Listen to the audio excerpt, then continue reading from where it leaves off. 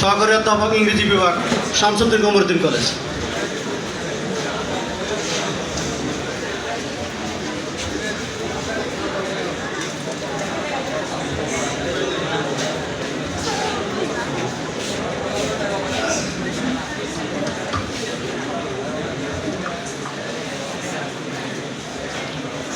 বিসমিল্লাহির রহমানির রহিম। সংসদীয় আসন 17,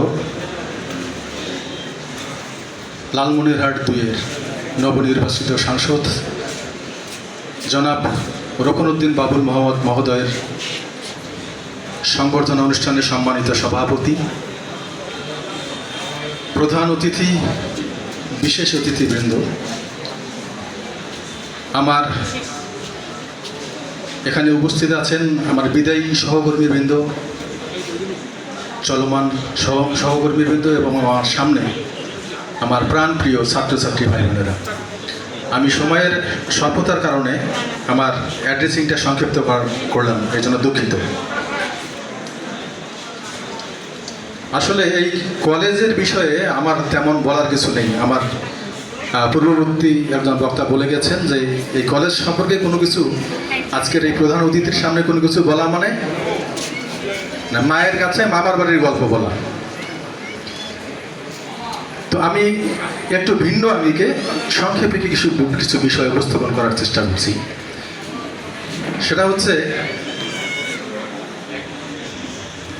আমি এই আসনের নবনির্বাচিত সাংসদ, ওনার দৃষ্টি আকর্ষণ করে বলছি যে আপনি যে মুহূর্তে লালমনিরহাট 2 আসনের সাংসদ নির্বাচিত হয়েছেন,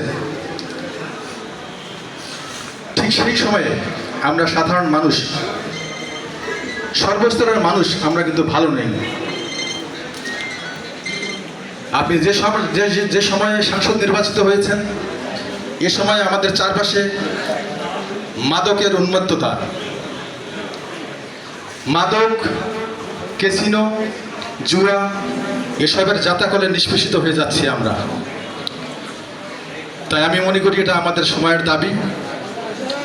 আপনার এখানে সতর্ক দৃষ্টি থাকবে যে আমাদের এই প্রজন্ম, আমাদের এই ছাত্রছাত্রীরা, আমাদের এই প্রিয় সন্তানদের জন্য বাসযোগ্য একটা সমাজ আমাদের তৈরি করে যেতে হবে। এজন্য আপনি নিরলসভাবে কাজ করবেন। যদি প্রয়োজন হয় আমরা আপনার সাথে থাকবো, আপনাদেরকে আমরা সবাই সহযোগিতা করব। দুর্নীতি রন্ধ্রে রন্ধ্রে আমাদের পৌঁছে গেছে। আমাদের সন্তানরা যখন প্রতিষ্ঠানে আসে তখন ইফটিজিংয়ের শিকার হয়। বাড়ির পাশেই ফেন্সিডিলের রমরমা ব্যবসা, ক্যাসিনোর ব্যবসা।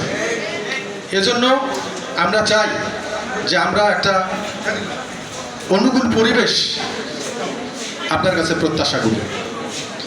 এজন্য আপনার যে ধরনের প্রয়োজন, যে ধরনের সহযোগিতার প্রয়োজন, আপনি চাইলে আমরা সবাই জাতি, ধর্ম, দলমত নির্বিশেষে আমরা আপনার পাশে থাকব। আবার অনেক সময় দেখা যায় যে প্রশাসনের কিছু ডুয়াল ভূমিকা থাকে। দেখা গেল যে এখানে আমার মনে হয় যে ওসি সাহেব নাই, এখানে টিউনো মহোদয় আছেন। একজন এমপির পক্ষে আসলে সব কিছুই একাই সমাধান করা সম্ভব না। এত কিছু আগাছা থাকে, এত কিছু আবর্জনা থাকে, ওনার জন্য হয়তো করা সম্ভব হয়ে ওঠে না। এজন্য যেহেতু আমরা আপনাকে ম্যান্ডেট দিয়েছি, আপনি ক্ষমতা প্রাপ্ত হয়েছেন, আপনি যদি মনে করেন যে এই কালীগঞ্জের টিউনো আপনার সাথে আপনাকে সহযোগিতা করছে না, ভালো কথা, আপনি ওই টিউনো মহোদয়কে বিদায় করে দেন যে আপনার মতো এই কর্মকর্তারা আমার এই আসনের প্রয়োজন নেই। যদি ওসি সাহেব যদি আপনাকে সহযোগিতা না করেন, আপনি ওসি সাহেবকে বিদায় করে দেন, আমরা আপনার সাথে আছি। তারপরেও আমরা চাই যে এই লালমনিরহাট 2 কালীগঞ্জ আদিতবাড়ি আসন একটু পরিবর্তিত আসন হিসেবে আমাদের সামনে আসুক। আমরা একটা অনুকূল পরিবেশ চাই। আমাদের সন্তানরা, তাদের অধিকার, এখানে একটা বাসযোগ্য আমরা একটা সমাজ আমরা চাই। আমরা চাই, এটাও চাই যে আপনি একবার এমপি নির্বাচিত হয়েছেন, আমরা চাই না যে আপনি ওয়ান টাইম এমপি নির্বাচিত হয়ে আপনি পরবর্তীতে চলে যান। আমরা চাই আপনি বারবার নির্বাচিত হবেন এবং পরবর্তীতে আপনার স্বীয় মেধা দক্ষতার দ্বারা আপনি বারবার এমপি নির্বাচিত হয়ে আমরা যেন পরবর্তীতে আপনাকে ক্যাবিনেটে দেখতে পারি, সে প্রত্যাশা আমরা ব্যক্ত করতে পারি। আমরা চাই যে আপনি সারা বাংলাদেশের মধ্যে লালমনিরহাট 2 আসনকে আপনি একটা রোল মডেল হিসেবে উপস্থাপন করবেন। পরিশেষে আমার কলেজ সম্পর্কে একটু কথা আমি বলবো, সেটা হচ্ছে এই বিষয়টা একটু এড়িয়ে গেছে। আমাদের কলেজের শিল্প সাহিত্য সংস্কৃতি সম্পর্কে সেটা হচ্ছে এটার একটা ঘাটতি রয়ে গেছে। আমি আপনার দৃষ্টি আকর্ষণ করে বলবো, যদি এখানে একটা কালচারাল একাডেমির আমরা একটা আমরা সুযোগ পাই, তাহলে শিল্প সাহিত্য সংস্কৃতি থেকে আমরা আরও বেশি এগিয়ে নিয়ে যেতে পারবো। পরিশেষে আমার সবার প্রতি আমার শুভেচ্ছা থাকলো এবং আমি চাই যে আমরা সবাই ভালো থাকবো, আমরা সবাই একসঙ্গে কাজ করব। আল্লাহ যেন আমাদের সবাইকে ভালো রাখেন, সুস্থ রাখেন, সবার মঙ্গল প্রত্যাশায় আমার সংক্ষিপ্ত বক্তব্য এখানে শেষ করছি। আল্লাহ হাফেজ।